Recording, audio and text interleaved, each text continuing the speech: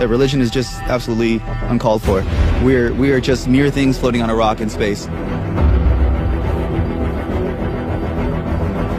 We are not only figuratively, but literally stardust. You don't have to go to church on Christmas, and it is about being good, and that's what all religions are about anyway. Are you an atheist? Yeah. Gonna kill yourself? Yeah, I'd like to. So you're an atheist? Yes. I need to know what to believe in. Like what happens when you die? Yes, I don't want to be a bag of dust.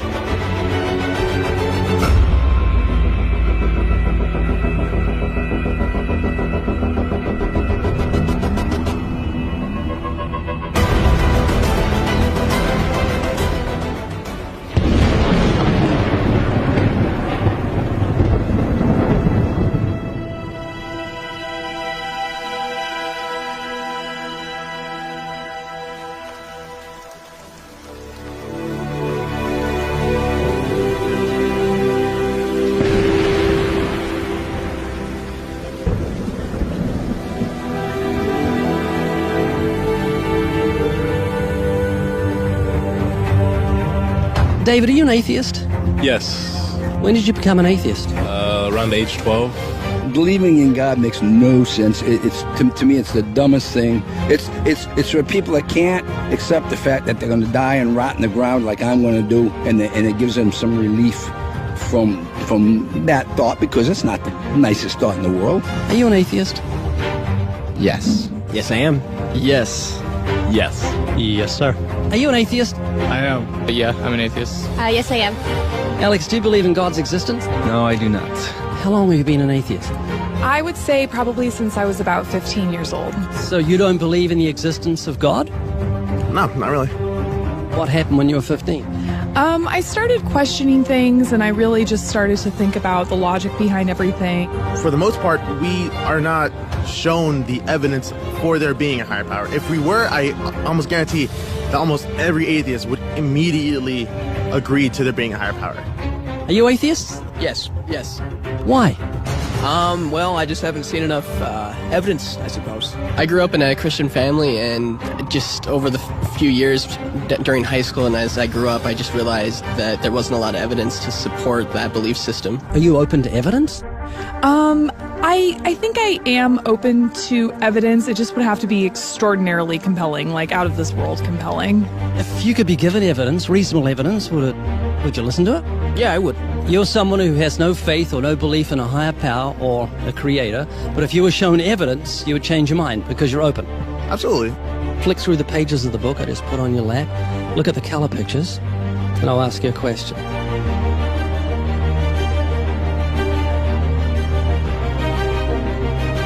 Do you believe that book could happen by accident, that nothing produced the color pictures in the book, that red, orange, yellow, green, blue, indigo, violet ink fell from the sky and formed itself into those beautiful pictures, and then black ink fell from the sky, or from nowhere, and formed itself into coherent words and sentences, capitals and periods and commas, making sense, page numbers fell from the sky, all in order, and then it bound itself and formed itself into a cover with artwork, and there we have a book. Obviously, intelligent design designed the book. Wouldn't that be correct? Yeah. Can you see where I'm going with this? Yeah. Tell me, what is DNA? What is it? Deoxyribonucleic acid. And it's what makes up our bodies and our cells and everything that makes us who we are. DNA is like our biological code, kind of like binary zeros and ones. Information about us, who we are, what makes us, parts of us, how we look, how we're built, everything like that. Your genes instructed your cells how to make your eyes and what color your eyes should be, and your hair and your height and your personality. Scientists call it the instruction book for life. Basically. Everything that you are or ever will be made of starts as a tiny book of instructions found in each and every cell. Every time your body wants to make something, it goes back to the instruction book, looks it up, and puts it together. The book of you would have 46 chapters, one for each chromosome. Each of our book's 46 chapters is between 48 and 250 million letters long. That's 3.2 billion letters total. This is the secret language of DNA. This is the book of life. Instruction book for life. Yes. Instruction book for life. Yes. DNA is made up of genes, and genes give instructions to the cells as to how your body should grow. Did you know that those instructions, the instruction book of your DNA, just your DNA, was laid out end for end? It would go to the sun and back a number of times. That book of instructions is so comprehensive. DNA is the genetic information encoded in the cell of every living thing that instructs our cells how to grow and how to function. It's our genes that determine whether our skin will be dark or light, have brown or blue eyes, or red or green or yellow, have red hair, be brunette or blonde, be tall or not so tall, or the color of our feathers if we're a bird.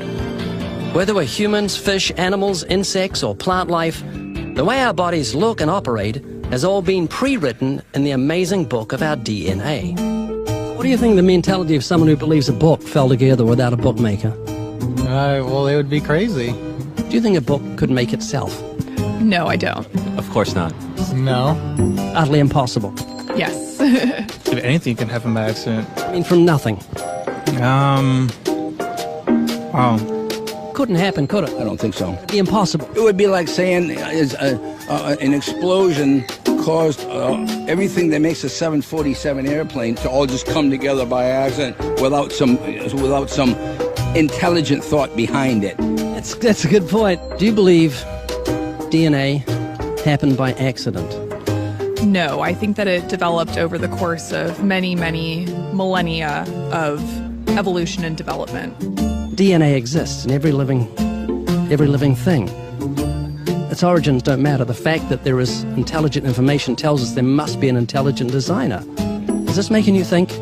It is, and I do think about it from time to time. It's just, yeah, it's complicated, definitely. Well, DNA's complicated, but the point I'm trying to make is very simple. Book designer, or bookmaker, DNA, intelligent designer. God. Does that make sense? Yes. You an atheist? I am. What would you think of the mentality of someone who thought a physical book could make itself? I think they'd be silly. Of course it can't make itself. What would you think of the mentality of someone who believed the instruction book for life, DNA, made itself? I think it'd be silly as well. It would need investigation. That's atheism. Absolutely. And what would you think of the intelligence of someone who believed the instruction book for life made itself? Low intelligence level. DNA happened by accident? Probably not too smart. DNA couldn't make itself. It's impossible. Does that make sense? Yes. Is this making you think? Yes. And what would you think of the person who believed that DNA, the instruction book for life, happened by accident? We're not just talking about human beings, we're talking about every form of life. Fleas, cats, dogs, elephants, cows, horses, trees, plants, everything has DNA, the instruction book for life, which makes the book in your hand just seem feeble compared to the infinite intelligence that must have put the instruction book for life together. Can you see what I'm saying? Yeah. Do you believe DNA happened by accident? I believe it could. Explain it to me, how a program could make itself out of nothing on how to make a human eye, giraffe size, elephant size, cats, dogs, puppies, flowers, birds, trees. Every living thing has DNA that's so complex, it's mind-boggling. It must have been a genius beyond any human reasoning that put it together.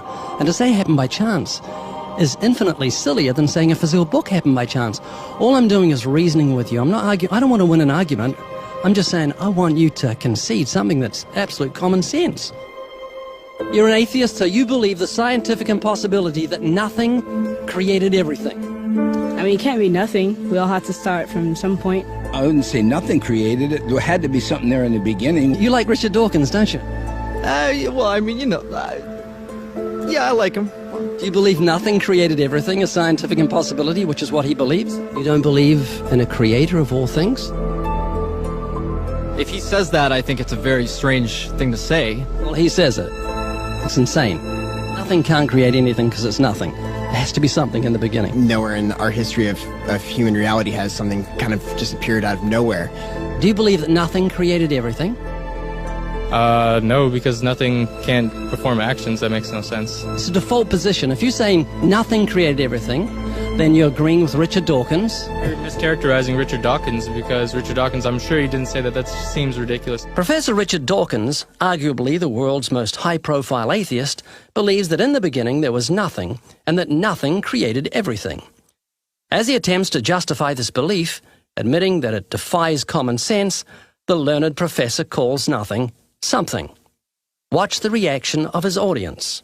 Of course it's counterintuitive that you can get something from nothing. Of course common sense doesn't allow you to get something from nothing.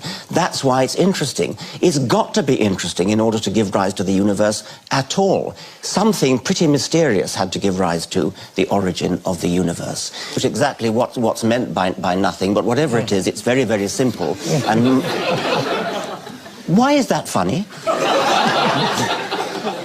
Well, I think it's a bit funny to be trying to define nothing.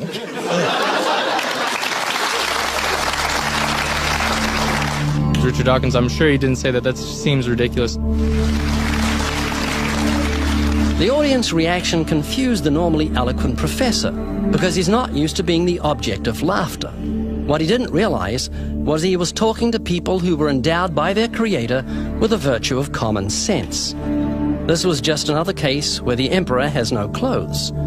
Someone should tell this man who has deceived millions, "You're talking foolishness." Is that what you believe? I mean, it can't be nothing. We all have to start from some point. But there has to be something that created everything. You just wasn't God. Is that what you're saying? Yeah. It's just evolution, how things became from one organism into many. But that doesn't solve your dilemma of the initial cause. There has to be an initial cause. If there was a big bang in space that from there issued cats and dogs and horses and cows, the sun, the moon, the stars, the seasons, and all this marvel of creation came from a big explosion, what caused the explosion, and where do the materials come from the explosion, and why is there such incredible order from the explosion? Every explosion I've heard of creates chaos, not order. That makes sense? Oh, yeah. This is what you're looking for. If you were looking for truth, this is your information that you need to say, wow, that's logical. How could all this design from the atom to the universe, an incredible order, just happen by accident? Because an atheist actually believes nothing created everything, which is scientifically impossible.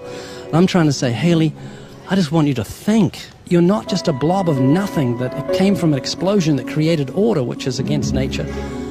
That means that you've got purpose and meaning in the universe. So it's not altogether bad news. I just want a relationship with whoever built me. This is too much, too weird that it happened by accident. It didn't happen by accident. I don't feel that it did.